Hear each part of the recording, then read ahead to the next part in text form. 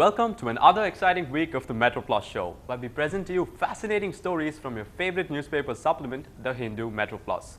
This week, we have quite a few interesting personalities for you to meet, so let's get straight to it. First up is a musical icon referred by many as one of the best voices to emerge from the South Indian musical tradition. Her full-throated, personalized style is recognized almost instantaneously the world over. Meet the charismatic Carnatic vocalist, Aruna Sairam.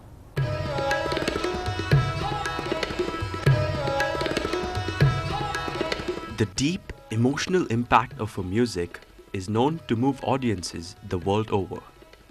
Her powerful voice and her magical stage presence have a tendency to leave both the young and the old in a state of trance.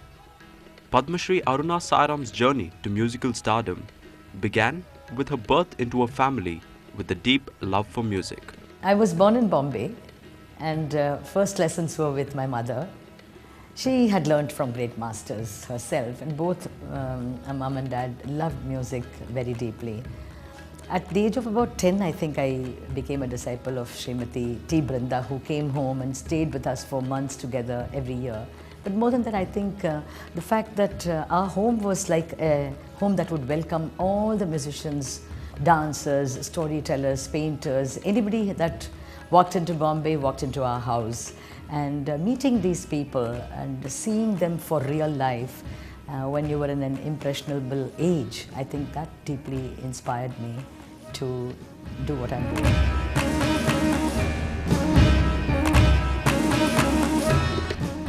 Today, Arunaji has a large audience for Carnatic music, not only throughout India, but also amidst European listeners.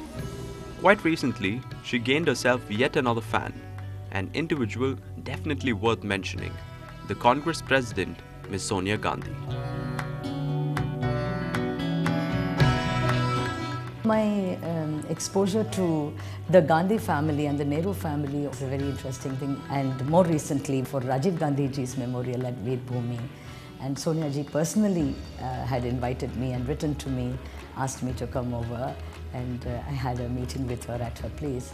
Most of all, what really touched me was the way she was waiting for us and the way she ushered us into her living room, almost like any normal housewife would do, who's anxiously waiting for guests. While she was talking something very important, for example, the importance of what I'm doing, and spurring me to think about what I'm going to be doing next after having done what I have done now, whether I'm going to do something that is going to leave this music for the next generation.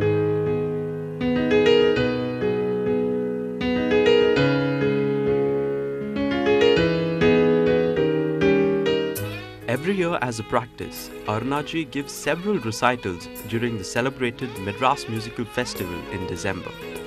And today, she has agreed to treat us to something no concert of hers is complete without, an abang. Bhakta jana vatsale yai go vitale Bhakta jana vatsale namamane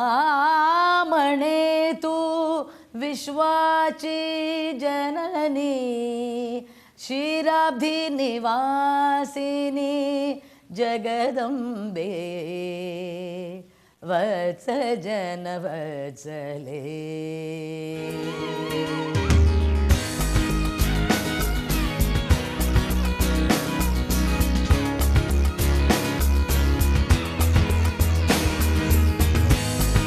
Arunaji is quite busy these days, not just with her performances, but for a mission to take Carnatic music to much more people.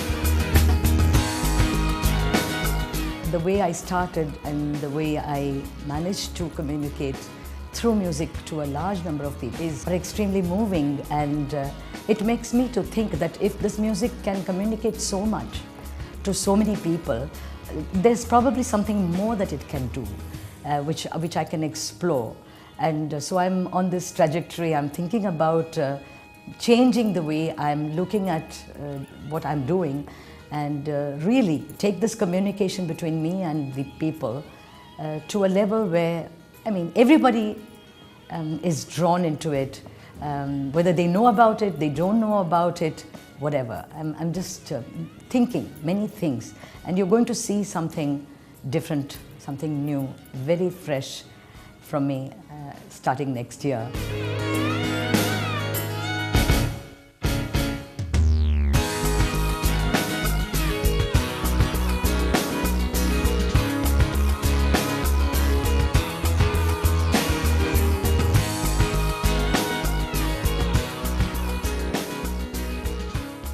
Well, I guess we have to hold on a little longer to find out what Aruna ji has in store for us. When we return, S.R. Janakiraman takes us through his fond memories of Madras, and we meet an individual for who brushes and paints have been best companions.